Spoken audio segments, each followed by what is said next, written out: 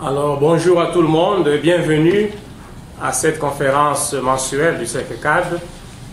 C'est toujours une joie de nous retrouver chaque mois pour réfléchir sur les questions spécifiques à nos communautés africaines ici au Canada, plus particulièrement dans la région de la capitale nationale du Canada, Ottawa-Gatineau.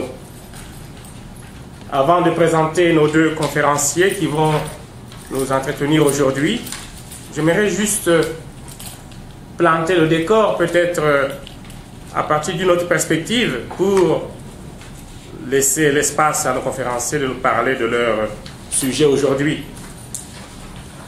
Juste 4 points pour planter le décor. Le premier point, c'est le rapport entre l'esclavage et l'ignorance. Et là, je m'inspire. On est quand même ici en Occident, je m'inspire de Platon dans un dialogue qui s'appelle Le Ménon. Dans Le Ménon, un dialogue de Platon, il montre le rapport entre l'esclavage et l'ignorance, mais en même temps la nécessité de l'éducation pour sortir de l'esclavage et de l'ignorance. L'esclavage ou l'ignorance ne sont pas une fatalité, mais il y a un travail à faire sur soi pour accéder à la connaissance. Je commence par ça parce qu'il y a un problème de connaissance dans ce que nos conférenciers vont nous parler.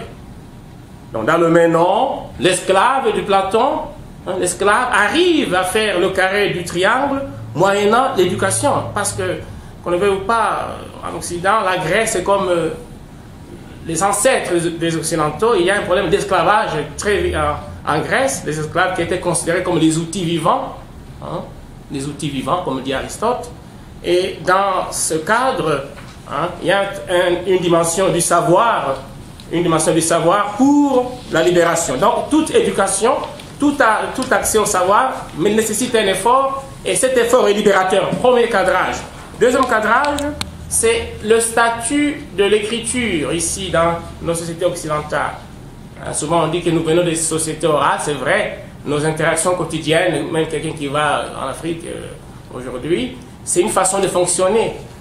Encore, loin de moi la tentation de classifier les choses, mais je suis au niveau philosophique, phénoménologique, de décrire comment les choses se passent. Dans une société, on va mettre l'accent sur l'écriture et le texte, ou dans celle où on met l'accent sur l'oralité, les rapports du pouvoir et du savoir ne sont pas les mêmes. C'est mon deuxième point, parce qu'on va voir, parce que par exemple, pour illustrer mon propos, dans certains pays occidentaux, il y a des gens qui disent « Ah, je suis sans papier ». Le même type que le maire Kinshasa, il peut fonctionner. Tout ça, on ne va pas embêter les gens. Mais là, la police française, surtout aujourd'hui, ils peuvent entrer dans les quartiers populaires pour faire le contrôle. S'il n'y a pas un papier, tu n'existes plus dans leur système. Ah, nous, on ne veut pas des choses compliquées, mais c'est pas compliqué, c'est juste des choses très quotidiennes. Mais il faut les réfléchir. Nous venons du concret, mais c'est ça, le concret, c'est la réflexion. N'est-ce pas? Où est-ce qu'il y a d'autres concrets? Donc c'est ça, deuxième point, le statut de l'écriture et du savoir qui est archivé par écrit n'est pas le même en Occident ou en Afrique. On est censé connaître la loi, et la loi, on va voir nos juristes vont nous dire, il y a des codes de loi, et puis voilà. Ailleurs, on va fonctionner autrement, peut-être aller voir, je ne sais pas, le Conseil des anciens, qui vont juste parler. C'est important. Troisième point pour planter mon décor, c'est comme centre de recherche, nous tenons à avoir une certaine autonomie intellectuelle. Et c'est à nous de l'avoir par décision, par volonté de travailler, par volonté intellectuelle et politique, par volonté de produire des savoirs sur nous-mêmes, comme communauté vivant dans une société multiculturelle, et démocratique et occidentale, une société des pays du Nord. Comme diaspora africaine, c'est à nous de dire quel type de communauté nous voulons produire ou reproduire ici. Une communauté d'esclaves ou une communauté de gens debout. Et un homme debout, c'est quelqu'un, par la pensée, qui se met debout, parce que la pensée, c'est ce qui nous démarque de l'animalité à quatre pattes. En étant debout, nous explorons la hauteur. On n'est pas exploré la hauteur, même quand on voit les animaux, ils sont focalisés l'intentionnalité vers la terre. La hauteur, la posture debout, montre que l'homme dépasse l'homme. Il y a une dimension de la transcendance. Troisième point. l'autonomie. Donc nous produisons, nous sommes fiers. Nous sommes fiers de ce que nous produisons, voilà. Hein? Nous pouvons dire comme communauté, qu'est-ce que nous vivons nous-mêmes, à partir de nous-mêmes, et nous archivons scientifiquement dans des ouvrages, dans des revues. C'est ça une communauté qui a une mémoire, qui constitue sa mémoire. Une mémoire des hommes libres, une mémoire des hommes qui sont debout pour apporter une contribution à la société dans laquelle ils vivent et dans laquelle ils sont les citoyens canadiens. Dernier point pour mon cadrage, c'est chacun doit travailler, bien sûr. En faisant cela, je suis content et je remercie tous ceux qui viennent ici chaque mois. Nous n'offrons qu'un espace de discussion. Nous sommes tous des chercheurs. Plus les gens avancent dans la recherche et la réflexion, plus ils sont conscients de leur ignorance. Mais la différence entre l'ignorant et le philosophe, c'est que le philosophe, il sait son ignorance. Il y a un savoir de l'ignorance, que l'ignorant qui ignore son ignorance. Il y a une différence. Le philosophe ne sait pas, mais il sait au moins qu'il est ignorant. C'est-à-dire que l'ignorant ignore qu'il est ignorant. C'est juste une différence, mais qui est énorme. Ça peut prendre la différence du jour et de la nuit. Donc voilà mes 4 points pour ce cadrage. Je rappelle rapidement, l'esclavage est lié à l'ignorance et pour en sortir, il y a un travail à faire dans l'acquisition du savoir. Je me suis inspiré du Ménon, un dialogue de Platon. Deuxièmement, le statut de l'écriture n'est pas le même en Afrique ou ici, au Canada. Troisièmement, comme centre, nous sommes autonomes intellectuellement et personne ne peut nous enlever cette autonomie parce que ça relève d'une volonté. On ne peut pas enfermer une volonté. Quatrièmement, donc chacun, bien sûr, doit quand même travailler déjà en prenant soin de sa famille déjà, pour savoir quel héritage il lui laisse. Alors, c'est avec plaisir que nous commençons maintenant cette conférence. Nous allons écouter successivement d'abord Madame Darlene Lozis et puis Monsieur Loma Michomba qui vont nous parler de leur sujet. Et vous allez voir après qu'il y avait un lien avec mon propos d'ouverture. Alors, d'abord, je commence par Darlene, merci d'être là et merci. Nous nous sommes vus au mois de l'histoire des Noirs à la mairie de Gatineau. Il y avait le conseil de la communauté noire de Gatineau qui avait fait une soirée sur les enfants noirs et puis la justice, et puis la prison, et puis le droit. Alors, Madame Darlene Lozis est communicatrice, juriste, conférencière et médiatrice. Depuis presque une décennie, Darlene Lozis pratique la médiation auprès des membres de différents groupes et communautés, un domaine qui est devenu son principal centre d'intérêt. Elle amène depuis un an une nouvelle approche en médiation pour des familles, des groupes intergénérationnels et diverses communautés ethniques et linguistiques. Darlene Lozis voit dans la médiation un outil nous permettant de mieux vivre ensemble, d'apprendre à dialoguer avec soi, donc se comprendre, et avec son prochain, se rendant compte que souvent les conflits proviennent intrinsèquement de l'incompréhension et d'une forte dose d'ego. Elle prend plaisir à dire « avoir le droit ne nous engage pas à l'exercer ». Madame Lozis est co-auteure du rapport intitulé « Soutien financier fourni par le ministère du Patrimoine canadien pour l'éducation en langue française. Commentaires et propositions de réformes ». Madame Lozis et ses collègues ont présenté ce rapport au comité sénatorial canadien sur les langues officielles en mars 2011. Depuis plus de 15 ans, Darlene coanime Bouillon Racine, une émission d'affaires publiques diffusée chaque année sur CHU FM, donc ici CHU, ici la radio de l'Université d'Ottawa. Elle est souvent invitée à participer à d'autres émissions radiophoniques. Elle est épouse et mère de 2 enfants. Cette femme énergique qui vécut en Haïti, au Venezuela, en France et au Canada, a déjà travaillé et voyagé en Afrique. Félicitations, en Europe et aux Amériques. En mars 2014, elle se rendit à Chalatenango, à La Palma, où elle agit à titre d'observatrice aux élections présidentielles salvadoriennes. Darlene Lozis a contribué à la production d'une série audio livre d'histoire intitulée La Fimène, 2006. Ça, c'est le créole, La Fimène. Ok. Elle va nous parler de quoi aujourd'hui? Elle va nous parler, voilà le titre de sa conférence, et après je lui donne la parole. Comment la connaissance du droit, connaissance, peut-elle aider à une intégration harmonieuse des Afro-Canadiens? Je répète, comment la connaissance du droit peut-elle aider à une intégration harmonieuse des Afro-Canadiens? Sous vos applaudissements, nous allons écouter Madame Darlene Lévis. Alors, merci beaucoup. J'espère que ma voix est assez portée pour que vous m'entendiez.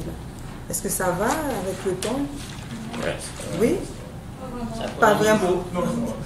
Ça, non. Ma voix, des fois, joue des tours, alors je vais faire de mon mieux. J'ai proposé un thème qui, pour moi, est très important parce que j'ai remarqué que l'intégration, en fait, des minorités se fait assez difficilement parce qu'il y a ce manque de connaissances quant à l'aspect légal, en fait, le système juridique et judiciaire ici au Canada. Pourquoi? Parce que c'est un système en fait qui est différent, très différent de ce que les minorités connaissent.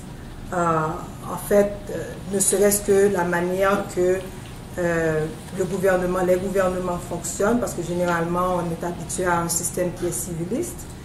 Donc il y a un président de la République, et ministre et tout ça, et tout un régime qui diffère assez par son importance et par la manière que le système judiciaire fonctionne.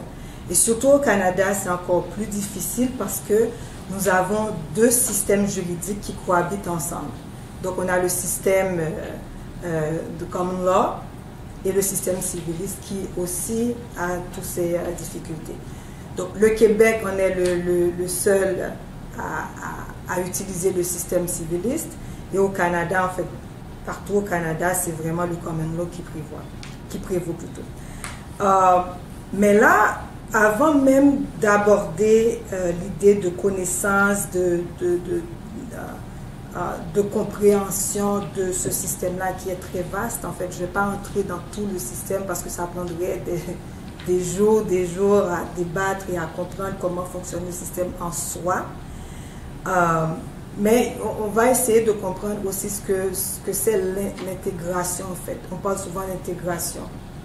Et le gouvernement, en fait, je devrais dire plutôt les gouvernements, ont mis tout un plan sur l'intégration. Il y a beaucoup d'argent qui s'échange, mais finalement, après plusieurs générations, on reste encore minorité. On reste encore minorité visible, voire invisible jusqu'à certains points, dépendamment des systèmes avec quoi on fait affaire, où on est obligé d'y faire face. En fait, l'intégration, en fait, vient du terme latin integrare, qui veut dire renouveler, rendre entier.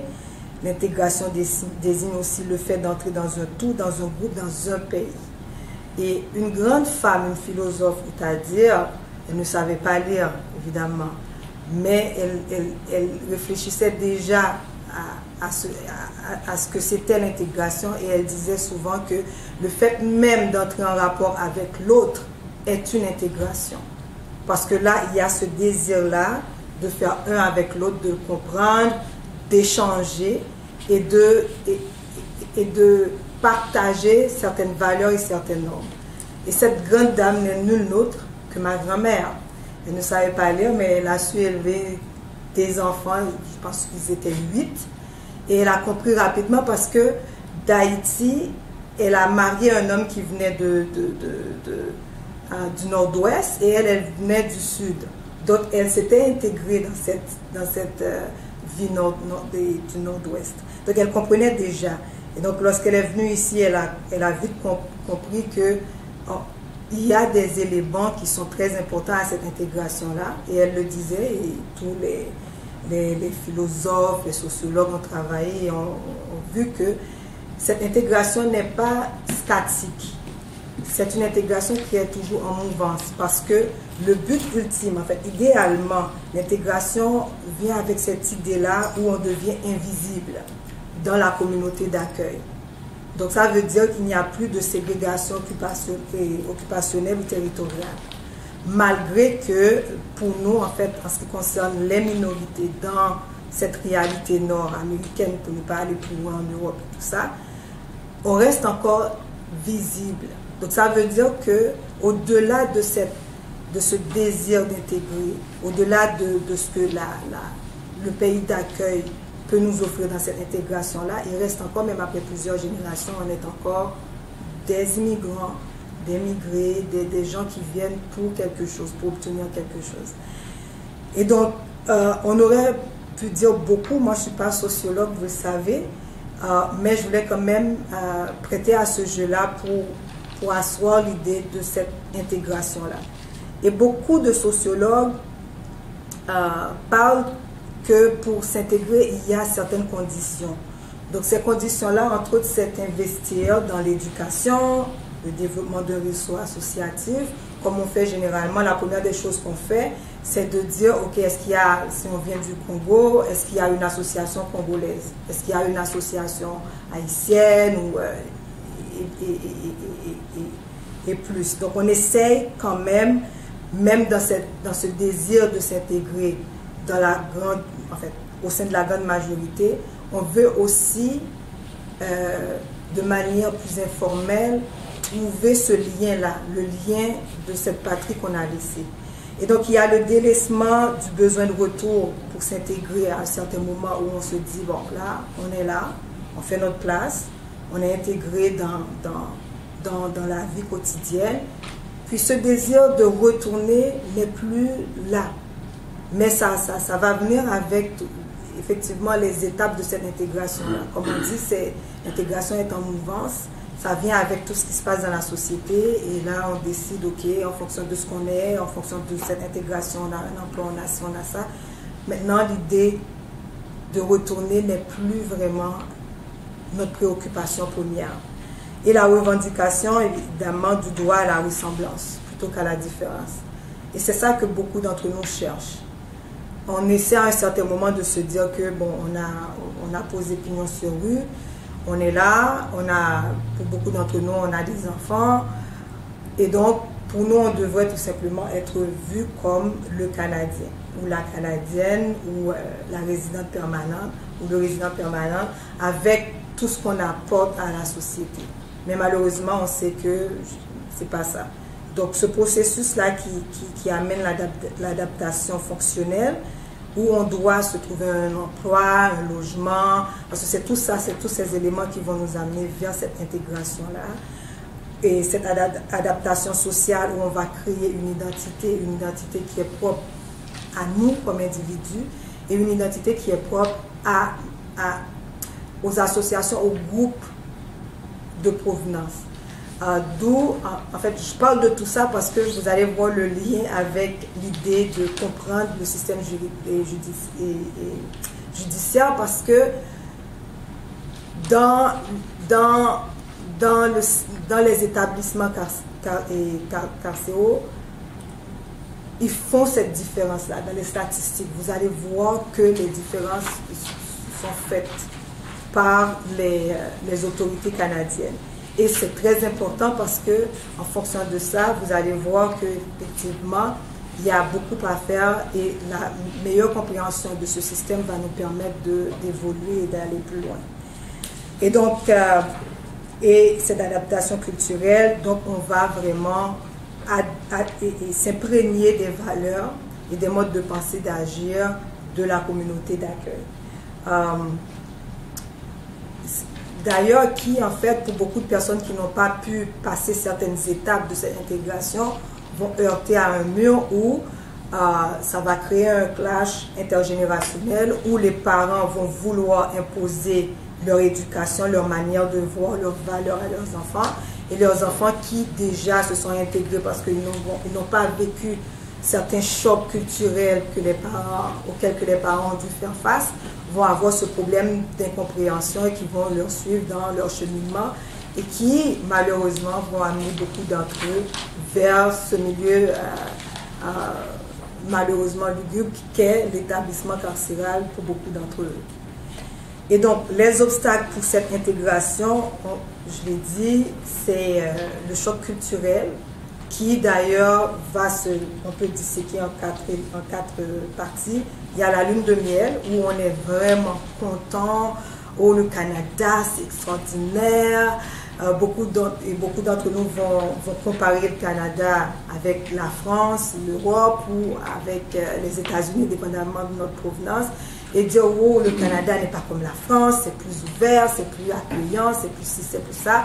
Et on reste souvent bouche bée devant cette machine-là où tout est bien réglé, on a une façon. Et je me rappelle, j'amenais quelqu'un justement dans ces rencontres pour s'intégrer parce que la personne avait seulement 5 mois depuis qu'elle était au Canada. Et elle était impressionnée du fait que les gens attendaient calmement, gentiment, dans l'arrêt d'autobus. Et elle ne comprenait pas que, waouh, on ne se bat pas, on est là calmement. Donc c'est toute cette façon-là où on est, waouh, émerveillé devant tant d'organisations. Et il va y avoir cette période de désillusion et de confrontation où, à un certain moment, on se réveille, on dit, franchement, est-ce que je suis vraiment pris comme une personne à part entière? J'ai pas encore d'emploi, pourtant on m'a vanté que c'est très facile d'avoir un emploi. Et il y a ce choc-là que beaucoup d'entre nous vivent, où ils ont un emploi, ils étaient des professionnels chez eux et on leur a fait miroiter qu'au Canada c'est facile d'avoir un emploi et que vous allez venir. Et, en fait, votre statut, entre autres, en tant que professionnel, ne va pas changer autant que ça.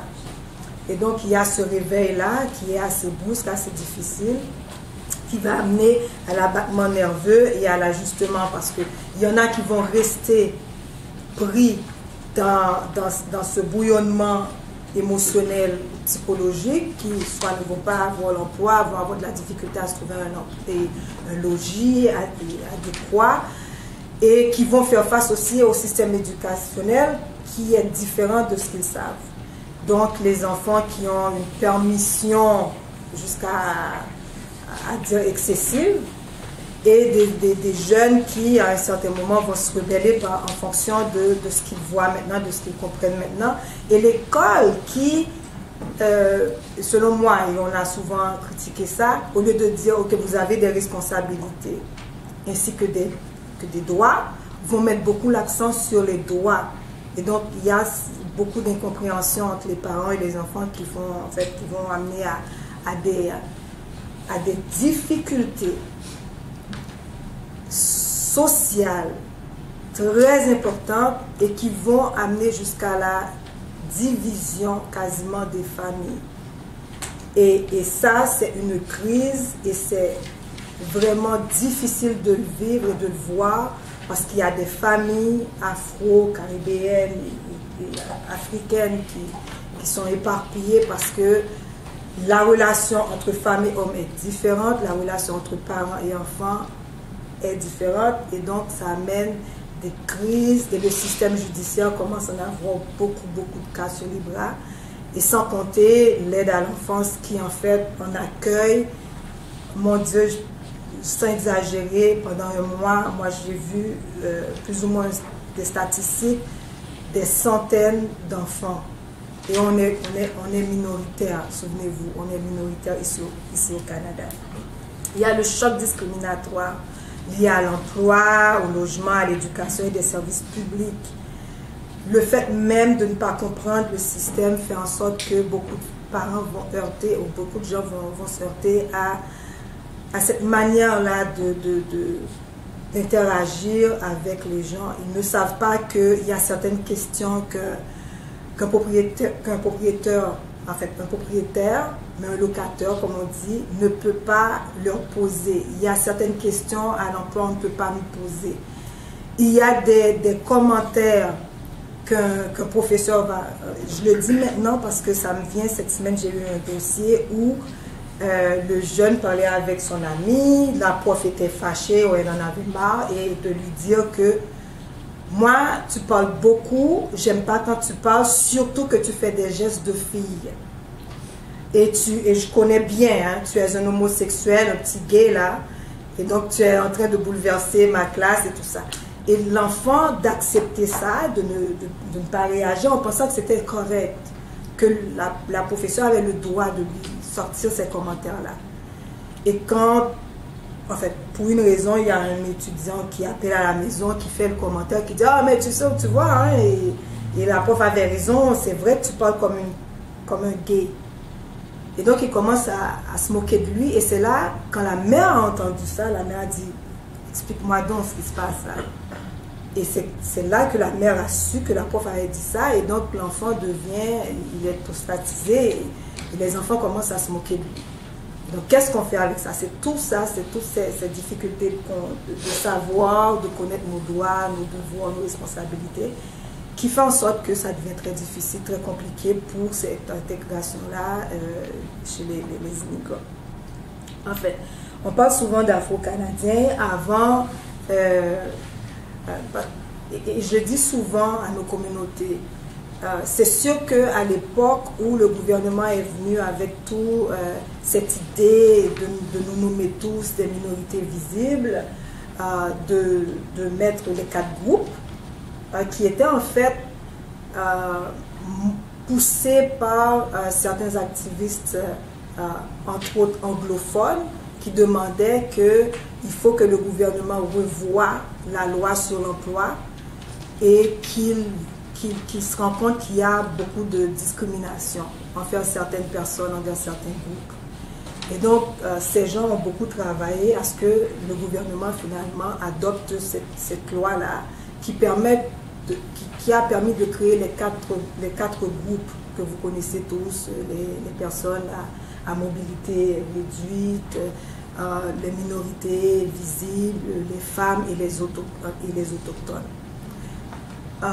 Mais on s'est vite rendu compte, et M. Bizondad, qui lui est de Trinidad, a vécu ici pendant, je crois qu'il était lui-même deuxième génération en fait de gens qui ont immigré ici, et qui disait en fait déjà que non, il y a un problème, on va créer un problème lorsqu'on met des personnes de différentes communautés comme ça sous l'égide de minorités visibles, et ça va créer un gros problème.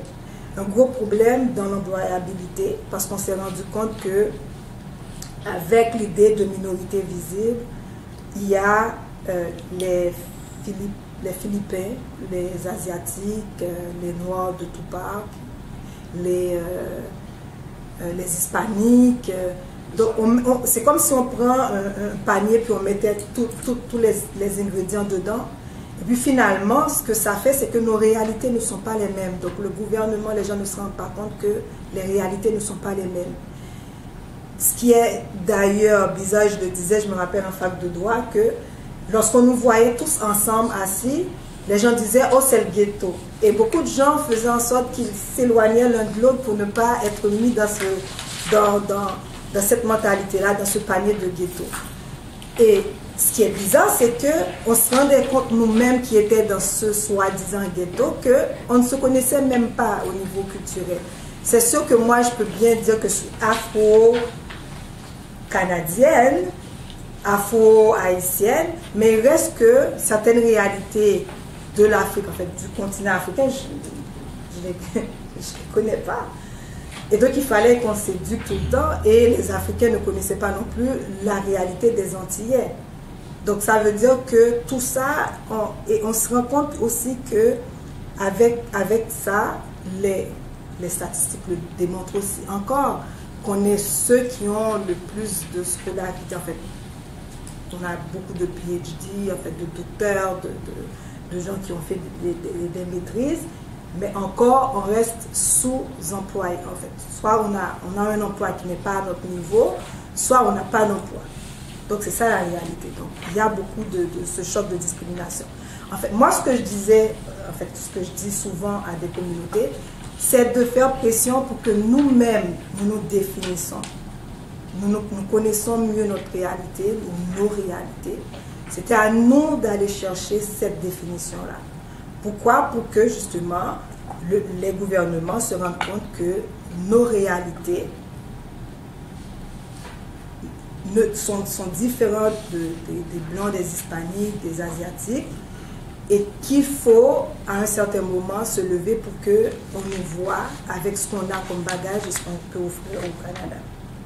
Donc maintenant, si on va aller chercher comment le droit peut devenir un outil d'intégration pour nous,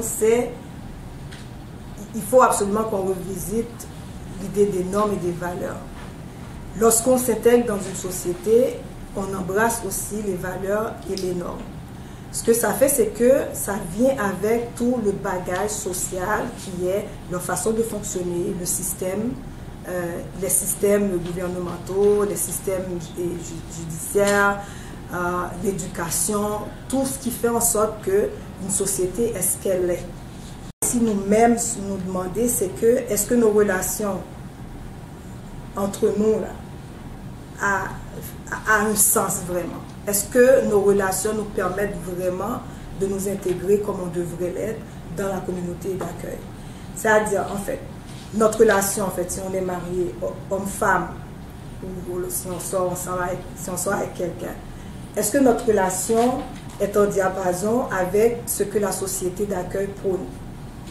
Donc, est-ce qu'on voit, est-ce que on peut travailler ensemble, donc hommes et femmes, avoir une relation plus ou moins équilibrée en fait. Équilibrée, on s'entend aussi, on peut faire tout un débat là-dessus. Mais en fonction maintenant de certaines sociétés où généralement c'est l'homme qui amenait l'argent, c'est l'homme qui avait le dernier mot, c'est l'homme qui prenait toutes les décisions, et de se rendre compte que maintenant au Canada on ne peut plus faire comme ça. La femme aussi est une professionnelle.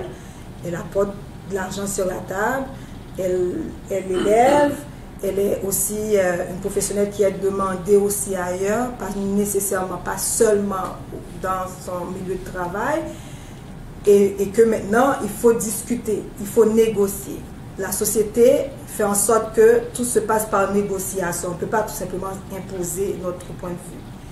La relation avec les enfants, comment ça fonctionne? Parce que la première génération a toujours le plus lourd fardeau, on le sait, qui est de se mettre en branle dans une situation où elle va faire place pour la deuxième génération, et ainsi de suite. Et ceci dit que cette génération qui a ce poids-là va permettre, en fait, c'est sa capacité d'intégrer qui va permettre à ce que la deuxième génération s'intègre plus facilement. Et donc, il faut voir notre relation, notre façon de faire. Il faut comprendre les valeurs et les normes d'accueil. Qui est par exemple, moi j'ai eu un dossier où le gars voulait courtiser la fille. De toute façon, apparemment, on ne courtise plus. C'est la façon de faire maintenant. Là, on demande, puis si on obtient, on obtient. Si on n'obtient rien, bon, tant pis hein, pour toi. C'est toujours, oh ben tu fais l'intéressant, alors là, je laisse faire. Mais là, lui, il insistait au fait qu'il voulait sortir avec la fille, et la fille, qui à un certain moment l'ignorait, il l'a pris par le bras, il lui a pris par force, il lui dit, tu me fais souffrir, moi je veux avoir un numéro de téléphone. Et la fille qui prend ça, bon, là, on ne peut pas se permettre de faire ça au Canada, qui, elle porte plainte pour harcèlement, violence et ainsi de suite. Et là, on trouve un jeune homme qui ne comprend absolument rien de ce qui lui arrive, qui se dit, moi, j'ai juste voulu avoir un numéro de téléphone. Ça a l'air un peu cliché, ça a l'air un peu télévision, mais j'ai eu à en fait, travailler avec ce jeune homme-là. Et ça fait quoi? Ça fait 3 mois pour justement, finalement, démontrer que bon, ce n'était pas un acte violent et qu'il ne comprenait pas, voilà, et d'aller vers son passé que j'ignorais, parce qu'il vient ici, on ne connaît pas grand-chose de lui, mais d'essayer de trouver par téléconférence des personnes qui étaient en mesure de témoigner pour dire que ben, c'est quelqu'un qui ne tuerait même pas une mouche. Et finalement de convaincre la commission que bon, ok, ça c'est un dossier qui est classé, qu'on ne peut pas aller plus loin avec, et que bon, blablabla. Donc c'est tous ces éléments-là en fait qu'il faut comprendre, qu'il faut savoir pour nous amener vers cette intégration. et en fait une meilleure compréhension du système judiciaire canadien, parce que lorsqu'on tombe dedans, c'est comme une mouche qui tombe dans une soupe et qui ne peut plus nager ou voler pour s'en sortir. Donc, là, c'est un aspect. Et l'autre aspect, c'est l'aspect, en fait, qui est plus basé sur le pénal, où on a, en fait, c'est difficile et c'est de plus en plus difficile à vivre. Et moi, c'est pour ça que j'ai décidé que moi, le pénal, je ne le ferai jamais de ma vie.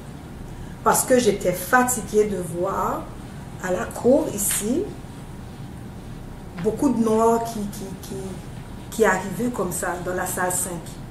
Et c'était un peu difficile de voir ça, parce que je peux me rappeler, comme avocat qui pratique le droit pénal, ici à Ottawa, on peut compter sur les doigts. Ils sont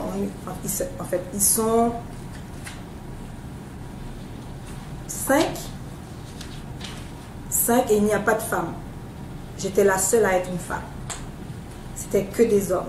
Parce que justement, c'est un milieu qui est très difficile, qui envahit beaucoup. Et une des choses, en fait, une caractéristique, c'était de dire après chaque comparution que, oh mon Dieu, j'ai une migraine. Parce que c'est difficile de vivre ça, et c'est difficile de s'asseoir comme ça. Lorsqu'on fait le terme vient uniquement en anglais, video remand, et puis on voyait seulement que des Noirs qui étaient là, par vidéo, qui comparissaient. Et lorsqu'on avait 2-3 hispaniques ou 2-3 blancs qui étaient là et qui comparissaient par vidéoconférence, sans vous cacher, c'était une façon pour moi de dire, ben, ok, on n'est pas si mal, il y en a encore d'autres. Parce que c'était très difficile de voir ça tous les jours. Et c'est ça que les rapports nous disent. En fait, pour les membres de minorités visibles, donc les Noirs, les Asiatiques et les Hispaniques, leur nombre a explosé à 75% dans le milieu carcéral fédéral. Le nombre de détenus de race blanche a diminué de 3% au cours de ces années-là. Les autochtones, eux, ont augmenté de 46,4%. Moi, j'aime pas généralement les statistiques, parce que en naviguant vraiment là, vers les statistiques, j'ai vu qu'il y a beaucoup de choses qui ne marchent pas. Mais comme on est dans une société, effectivement, qu'on adore les statistiques, parce que c'est ce qui fait augmenter les codes, c'est ce qui fait qu'on obtient des subventions. Et finalement, il y a des statistiques qui sortent des fois qui n'ont aucun rapport, mais en fait, il faut prendre ça avec un grain de sel aussi. Mais il reste quand même que, lorsqu'on va dans les prisons, l'image est très frappante, parce que on est en majorité. Okay? Là maintenant, de dire qu'on est tant pour cent d'Antillais, tant pour cent d'Africains, ça c'est un autre débat. Mais généralement c'est ça. Donc les autochtones et les Noirs ont la côte en fait en prison.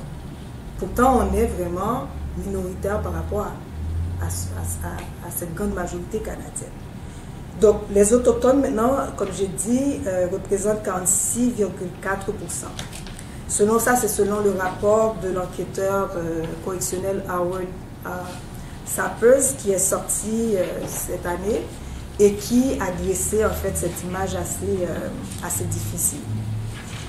Donc, les Noirs représentent près de 10% de la population carcérale canadienne, donc 9,5%.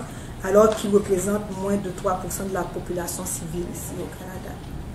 Les autochtones représentent 23% des détenus fédéraux et ils ne constituent que seulement 4,3% de la population.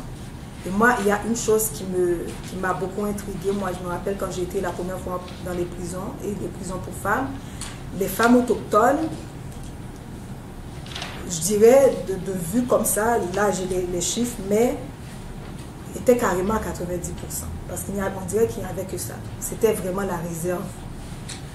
Et venait maintenant, ce qui était très peu courant chez nous, maintenant les femmes noires commencent à augmenter aussi. Donc on commence à avoir beaucoup plus de femmes en prison. Bon, là je vais tout simplement extrapoler, je vais essayer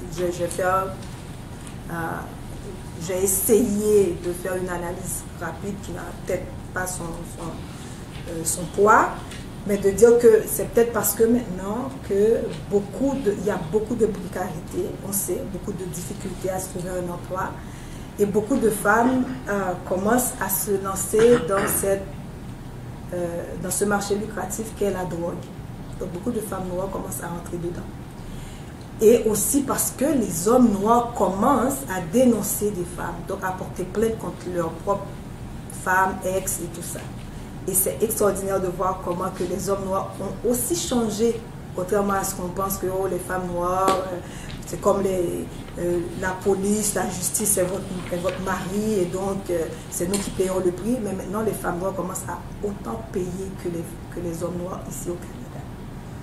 Donc, les statistiques, il y en a beaucoup. Et même dans le milieu carcéral, il y a beaucoup de discrimination qui se fait contre les prisonniers.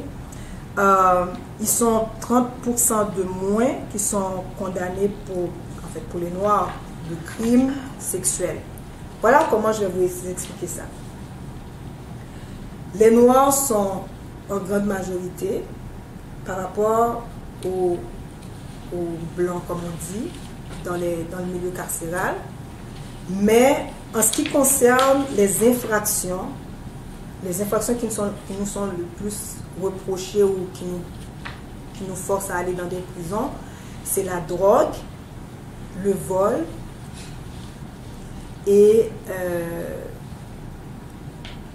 l'homicide, qui est très très très peu courant chez nous. Alors que pour les crimes les plus sérieux, c'est les blancs qui sont en majorité. C'est comme ça qu'il faut comprendre ces statistiques-là. Et les crimes à caractère sexuel grave sont commis en fait en grande majorité par les blancs, donc par les Canadiens de souche, comme on veut les appeler.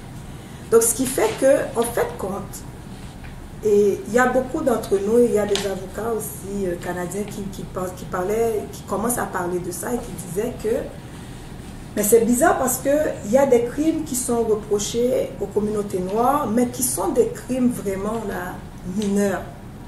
Et que finalement, si on avait une meilleure compréhension du système et judiciaire, on ne serait pas autant dans les prisons. Parce qu'il y a certains cas où on pouvait tout simplement, rapidement, si on avait premièrement l'argent, de se trouver un bon avocat, de se trouver un avocat qui est compétent et qui connaît très bien le système, qui pouvait naviguer facilement avec nous. Il y a certaines personnes qui ne seraient pas en prison. L'autre aspect, c'est que il y a des parents, parce que on sait que la population, en fait, au sein de ces noirs-là, la majorité de ces personnes ont moins de 30 ans, 35 ans. Donc ça veut dire que c'est des jeunes personnes qui sont abandonnées par leur famille parce que, par peur, beaucoup de familles, et c'est en discutant avec des parents, je me suis rendu compte qu'il y en a qui pensent que s'ils rentrent plus dans le dossier de leur enfant, il va y avoir des répercussions sur eux. Ce qui est totalement faux, mais c'est l'incompréhension. C'est des peurs aussi par rapport à ce qu'ils ont connu chez eux, fait en sorte que beaucoup vont laisser des enfants.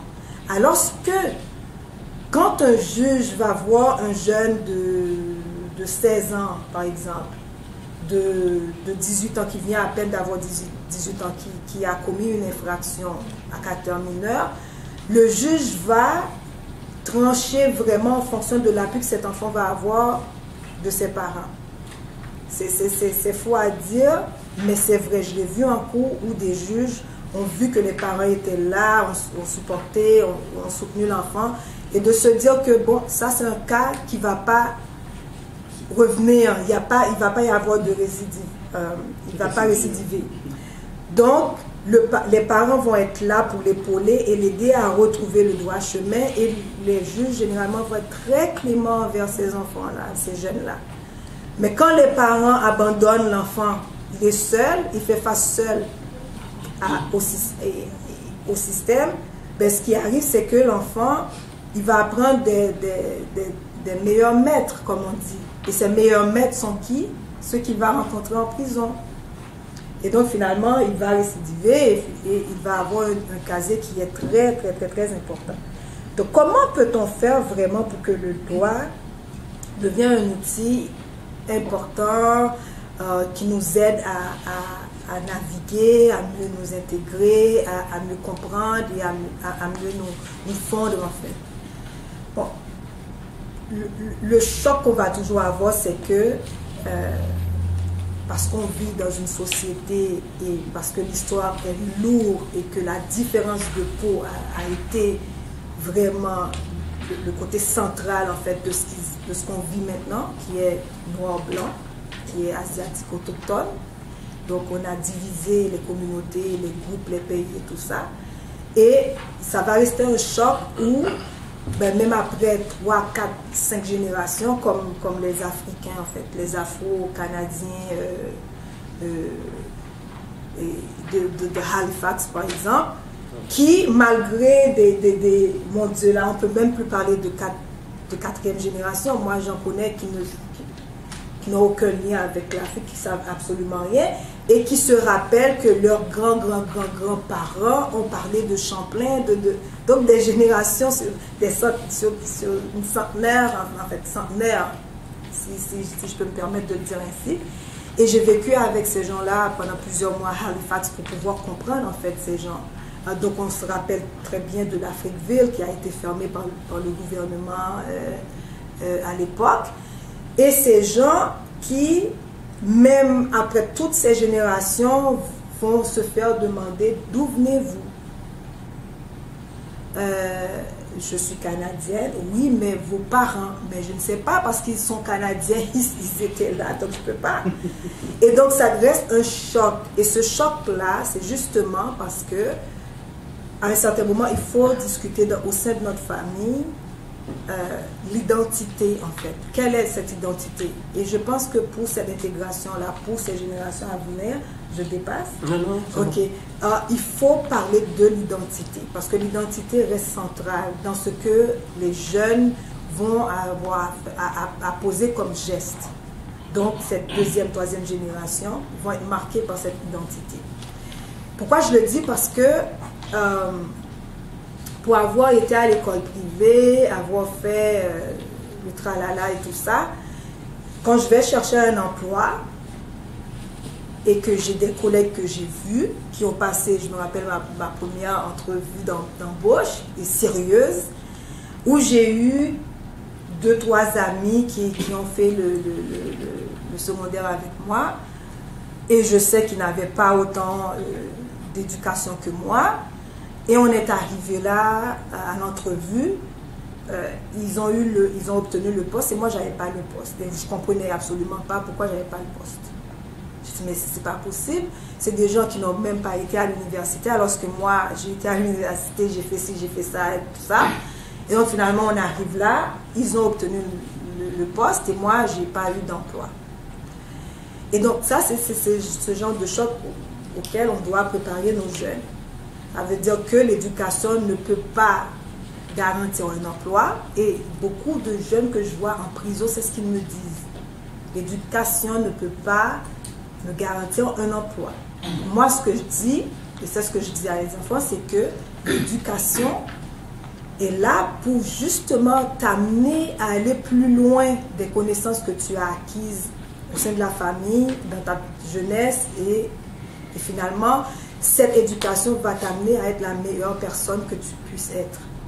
Donc, on ne peut plus avoir cette même relation qu'on avait avant avec l'éducation. Donc, il faut revoir les choses et informer nos jeunes de leurs responsabilités. Ça veut dire, à l'école, généralement, on m'avait invité du côté du Québec à faire une présentation justement à des jeunes au secondaire et je leur ai dit, oui, vous avez des droits, parce que généralement, j'entends des jeunes qui disent à leurs parents, vous savez que vous n'avez pas le droit de me frapper. Vous savez, vous n'avez pas le droit de me crier après. Vous savez, vous n'avez pas le droit, et là, ils énumèrent plein de choses. Vous ne pouvez pas me prendre de force et m'obliger à faire telle chose. Une des choses que l'école oublie de dire, c'est que même le code criminel dit qu'on corriger les enfants. C'est pas dit comme ça, mais c'est dit, il ne faut pas exercer une force excessive.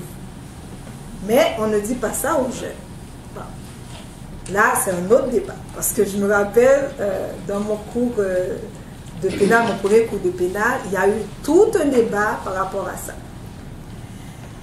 Et autre chose, c'est de dire aux jeunes, vous avez des droits, vous avez aussi des obligations. Et les obligations, vous les avez envers la société, envers votre cellule familiale, qui est aussi de partager des tâches.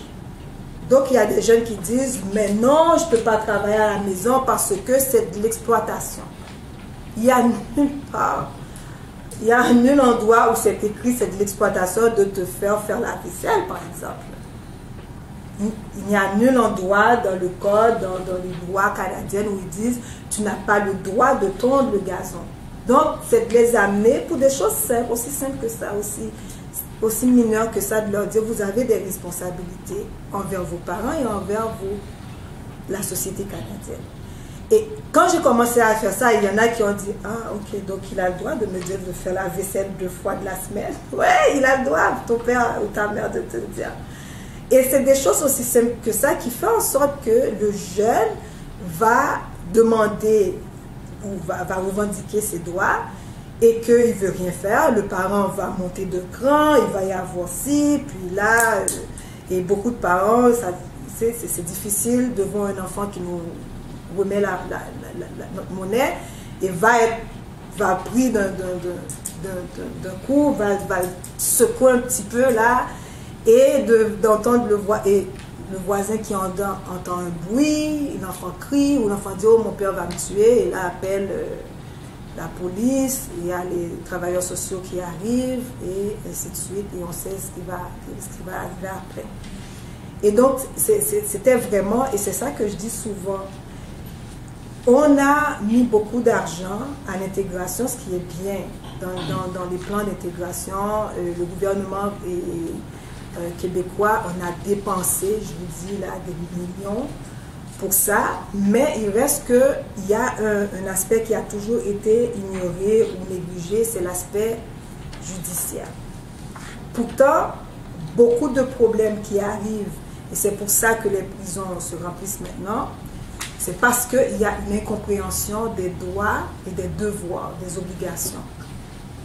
Ce qui est très simple, il suffit d'aller dans des ateliers comme ça, faire des petites conférences dans les écoles et de parler avec des parents. Des fois, dans mes séances de médiation, de me rendre compte que tout vient d'une incompréhension, en fait, de ce que nous avons comme devoir, comme obligation, et de ce que la loi nous permet d'avoir, d'obtenir. Parce qu'on a une charte canadienne qui dit qu'on est protégé par certains articles.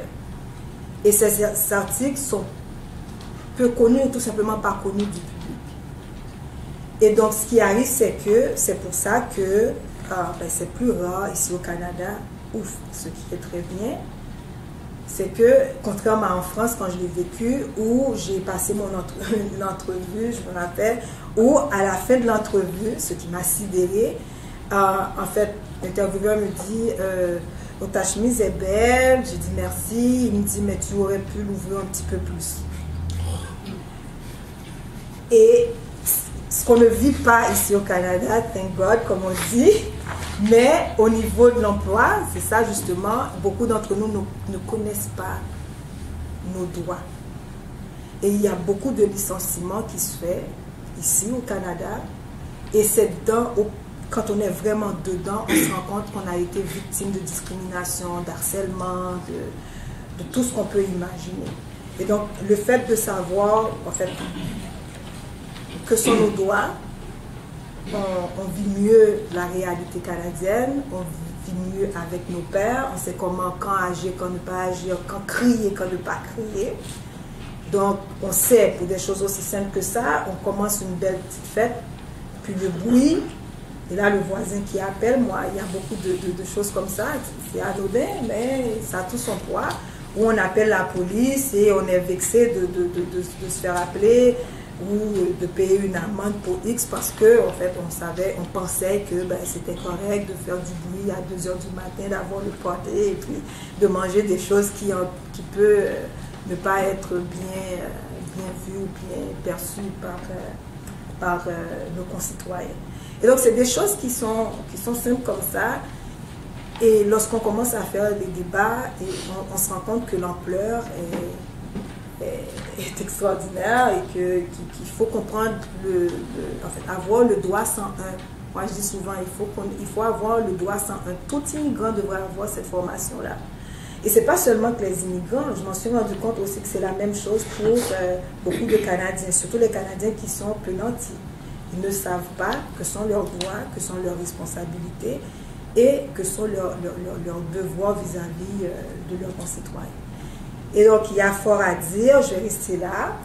Et puis, j'attends avec plaisir vos questions et commentaires en ce qui concerne ce débat.